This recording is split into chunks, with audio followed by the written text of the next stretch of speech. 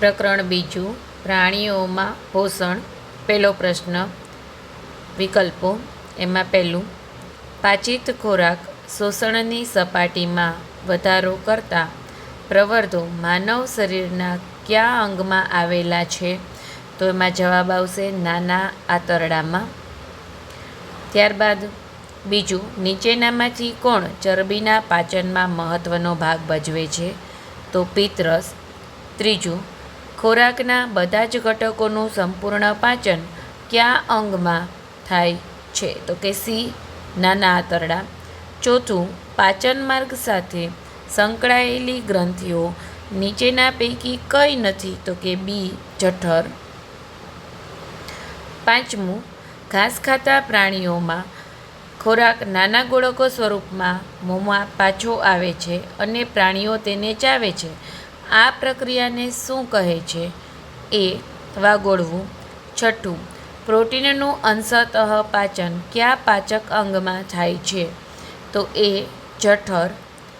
બીજો પ્રશ્ન, ખાલી જગ્યા. એમાં પહેલી, કોષોમાં ગ્લુકોઝ ઓક્સિજનની મદદથી તૂટી કાર્બન ડાયોક્સાઇડ, પાણી અને ખાલી જગ્યા છૂટું પડે છે. તો કે શક્તિ. બીજું, ચાવેલી રોટલીમાં ખાલી જગ્યાનું અંશતઃ પાચન લાળ દ્વારા થાય છે. તો કે સ્ટાર્ચનું. ત્રીજું, નાના આંતરડામાંથી ખાલી જગ્યા ખોરાક મોટા આંતરડામાં જાય છે. તો કે અપાચિત ખોરાક.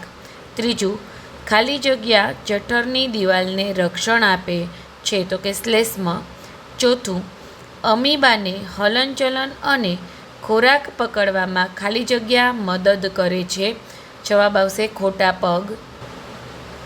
ચોથો પ્રશ્ન, મને ઓળખો. એમાં પહેલું, હું આશરે 1.5 મીટર જેટલું લાંબુ પાચન અંગ છું. તો મોટું આંતરડું. બીજું, મારામાં સ્વાંગીકરણની પ્રક્રિયા થાય છે. નાનું આંતરડું. ત્રીજું, હું અમીબામાં આવેલ આંગળી જેવા પ્રવર્ધો છું. ખોટા પગ. ચોથું, હું પાચન માર્ગનો સૌથી પહોળો ભાગ છું. જઠર. પાંચમું, હું કાર્બોદિત, ચરબી અને પ્રોટીનનું પાચન કરું છું. નાનું આંતરડું. છઠ્ઠું, હું ઘોડા, સસલા જેવા પ્રાણીઓમાં અન્નનળી અને નાના આંતરડા વચ્ચે આવેલી કોથળી જેવી રચના છું. અંધાત્ર અથવા અમાશય. પાંચમો પ્રશ્ન છે તફાવત આપો. એમાં મનુષ્યમાં પાચન અને ઘાસ ખાતા પ્રાણીઓમાં પાચન. પેલું, મનુષ્યમાં પાચન. તો કે મનુષ્યમાં સેલ્યુલોઝનું પાચન થતું નથી. ઘાસ ખાતા પ્રાણીઓમાં પહેલું, ઘાસ ખાતા પ્રાણીઓમાં સેલ્યુલોઝનું પાચન થાય છે. મનુષ્યમાં બીજું, મનુષ્યમાં અમાશય નામની કોથળી જેવી રચના હોતી નથી. ઘાસ ખાતા પ્રાણીઓમાં બીજું, ઘાસ ખાતા પ્રાણીઓના પાચન તંત્રમાં અમાશય એટલે કે અંધાત્ર જેવી રચના આવેલી હોય છે. છઠ્ઠો પ્રશ્ન છે જોડકા. એમાં પહેલું, એની સામે આવશે મુખ ગુહામાં. ચોથું, સ્ટાર્ચનું પાચન. બી, મોટું આંતરડું. તો એની સામે આવશે કે ત્રીજું, પાણી અને ક્ષારોનું શોષણ. સી, નાનું આંતરડું. તો એની સામે આવશે એક, પ્રોટીનનું સંપૂર્ણ પાચન. ડી, જઠર. એની સામે આવશે બીજું, શ્લેષ્મનો સ્ત્રાવ. સાતમો પ્રશ્ન છે વૈજ્ઞાનિક કારણ લખો. એમાં પહેલું, વાગોળનાર પ્રાણીઓ ઘાસમાં રહેલ સેલ્યુલોઝનું પાચન કરી શકે છે. જવાબ, વાગોળનાર પ્રાણીઓમાં નાના આંતરડા અને મોટા આંતરડા વચ્ચે કોથળી જેવી રચના આવેલી છે જેને અંધાત્ર કહે છે. અહીં સેલ્યુલોઝનું પાચન કરતા બેક્ટેરિયા આવેલા છે. આથી વાગોળનાર પ્રાણીઓ ઘાસમાં રહેલ સેલ્યુલોઝને પચાવી શકે છે. બીજું, આપણે ખોરાક ખૂબ ચાવીને ખાવો જોઈએ.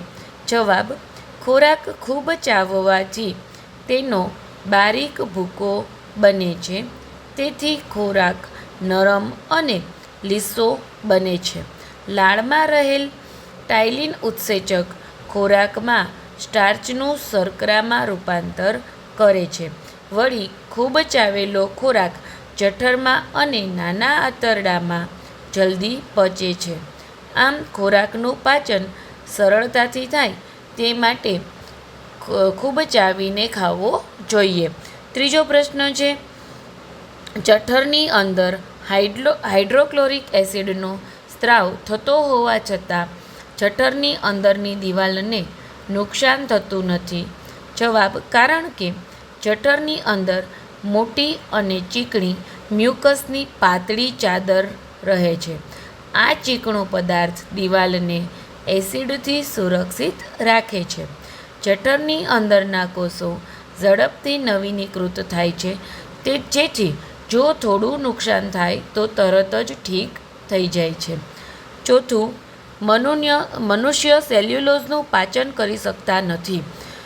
જવાબ, કારણ કે મનુષ્યના પાચન તંત્રમાં પ્રાણીઓના પાચન તંત્ર જેવી અંધાત્ર નામની રચના આવેલી હોતી નથી. આ ઉપરાંત મનુષ્યમાં સેલ્યુલોઝનું પાચન કરી શકે તેવા બેક્ટેરિયા પણ આવેલા હોતા નથી. તેથી મનુષ્ય સેલ્યુલોઝનું પાચન કરી શકતા નથી. આઠમો પ્રશ્ન છે, અમીબાની આકૃતિ દોરી નામ નિર્દેશન કરો. તો અહીંયા આપણે જોઈ શકીએ છીએ કોષ કેન્દ્ર, અન્નધાની, ખોટા પગ, ત્યજાયેલો કચરો, ખોરાકનો કણ, અંતઃગ્રહણ. નવમો પ્રશ્ન છે, આકૃતિમાં દર્શાવેલ દાંતના પ્રકાર અને કાર્ય લખો. દાંતના પ્રકાર: છેદક દાંત, રાક્ષી દાંત, અગ્રદાઢ અને મોટી દાઢ.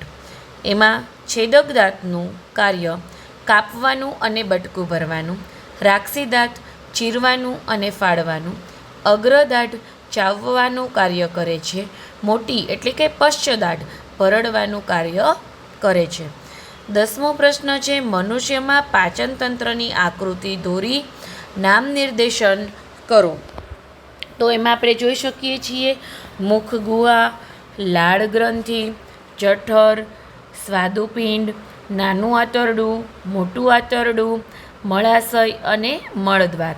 અને આ બાજુ અન્નનળી, યકૃત અને પિત્તાશય.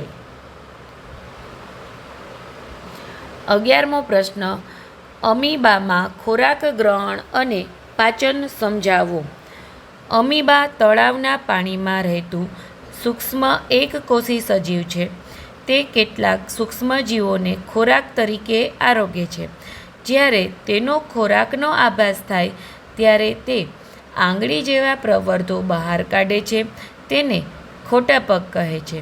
તે તેના ખોટા પગને ખોરાકની ફરતે ફેલાવે છે અને ખોરાકને પોતાના કોષરસ દ્વારા અન્નધાનીમાં સમાવે છે. અન્નધાનીમાં પાચક રસો તે ખોરાક પર કાર્ય કરે છે અને તેને સરળ પદાર્થોમાં ફેરવે છે. આ રીતે ખોરાકનું પાચન કરે છે. ધીમે ધીમે પાચિત ખોરાક શોષણ પામે છે. 12મો પ્રશ્ન છે, ઘાસ ખાતા પ્રાણીઓમાં પાચનની ક્રિયા સમજાવો. એમાં જવાબ, ઘાસ ખાતા પ્રાણીઓમાં સેલ્યુલોઝનું પાચન થઈ શકે તે પ્રકારની રચના આવેલી હોય છે. ઘાસ ખાતા પ્રાણીઓમાં પાચનની ક્રિયા આ પ્રમાણે જોવા મળે છે. સૌપ્રથમ તેઓ ખોરાકને મોઢામાં ચાવે છે. તેમાં રહેલ એન્ઝાઇમ્સ ખોરાકને નરમ બનાવવામાં મદદ કરે છે. ત્યારબાદ ઘાસ પહેલાં રૂમેનમાં જાય છે, જ્યાં સૂક્ષ્મજીવો સેલ્યુલોઝને તોડી પાચન શરૂ કરે છે. પછી ખોરાક રેટિક્યુલમમાં જાય છે. ત્યાંથી ખોરાક ફરી મોઢામાં આવે છે અને પ્રાણીઓ તેને ફરીથી સારી રીતે ચાવે છે. ત્યારબાદ ગળ્યા પછી ખોરાક ઓમાસમમાં જાય છે, જ્યાં પાણી અને પોષક તત્વોનું શોષણ થાય છે. ત્યારબાદ એબોમાસમાં એસિડથી અન્ય તત્વોનું પૂર્ણ પાચન થાય છે. ત્યારબાદ આંતમાં બાકી રહેલા પોષક તત્વો અને પાણીનું શોષણ થાય છે અને અશુદ્ધ પદાર્થ મળ સ્વરૂપે બહાર જાય છે. 13મો પ્રશ્ન, પાચનની વ્યાખ્યા લખો અને સમજાવો. કાર્બોદિત, ચરબી, પ્રોટીન જેવા જટિલ ઘટકોને સરળ સ્વરૂપમાં રૂપાંતર થવાની પ્રક્રિયાને પાચન કહે છે. જ્યારે આપણે ખાઈએ છીએ ત્યારે તે ખોરાક સીધું જ શરીર દ્વારા ઉપયોગી થતું નથી. સૌપ્રથમ મોઢામાં લાળથી ખોરાકનું પાચન શરૂ થાય છે. પછી ખોરાક જઠર અને આંતરડામાં જઈને વિવિધ એન્ઝાઇમ દ્વારા નાના અણુઓમાં તૂટે છે. આ નાના અણુઓ જેમ કે glucose, amino acid, fatty acid વગેરે આંતરડાની દિવાલ દ્વારા શોષાઈ જાય છે અને શરીરના ભાગોમાં પહોંચે છે. 14મું, આપણા શરીરની સૌથી મોટી ગ્રંથિનું નામ આપી તેનું કાર્ય સમજાવો. જવાબ: આપણા શરીરની સૌથી મોટી ગ્રંથિનું નામ યકૃત છે. તેનું કાર્ય આ પ્રમાણે છે. પહેલું, પિત્તનું ઉત્પાદન. પિત્ત ચરબીના પાચનમાં મદદ કરે છે. બીજું, પોષક તત્વોનું સંગ્રહ. ગ્લુકોઝને ગ્લાયકોજન રૂપે સંગ્રહ કરે છે. ત્રીજું, રક્ત શુદ્ધિકરણ, તો કે ઝેર, દવાઓ અને હાનિકારક પદાર્થોને નિષ્ક્રિય કરે છે. ચોથું, રક્ત બનાવવામાં સહાય, તો કે કેટલાક રક્ત જમાવવાના ઘટકો બનાવે છે. પાંચમું, વિટામિન અને ખનિજ સંગ્રહ, તો કે વિટામિન એ, ડી, ઇ, કે અને આયર્નનો સંગ્રહ કરે છે. 15મું, નીચેના પોષક તત્વોનું પાચન થઈ શેમાં રૂપાંતર થાય છે તે લખો. કાર્બોદિત, ગ્લુકોઝ, ચરબી, fatty acid, protein, amino acid. 16મું, ટૂંકનોંધ લખો. સહાયક પાચક ગ્રંથિઓ. પહેલું, લાળ ગ્રંથિ. તે લાળ રસનો સ્ત્રાવ કરે છે. તેમાં ખોરાકના સ્ટાર્ચનું પાચન કરી શર્કરામાં ફેરવે છે. બીજું, યકૃત. શરીરની સૌથી મોટી ગ્રંથિ છે. તે પિત્તરસનો સ્ત્રાવ કરે છે જે ચરબીના પાચનમાં મદદરૂપ છે. ત્રીજું, સ્વાદુપિંડ. તે પાચક એન્ઝાઇમ અને ઇન્સ્યુલિન ઉત્પન્ન કરે છે. પાચક એન્ઝાઇમ જેવા કે એમિલેસ જે કાર્બોહાઈડ્રેટનું પાચન, લાઇપેઝ જે ચરબીનું પાચન અને ટ્રિપ્સિન જે પ્રોટીનના પાચનમાં મદદ કરે છે.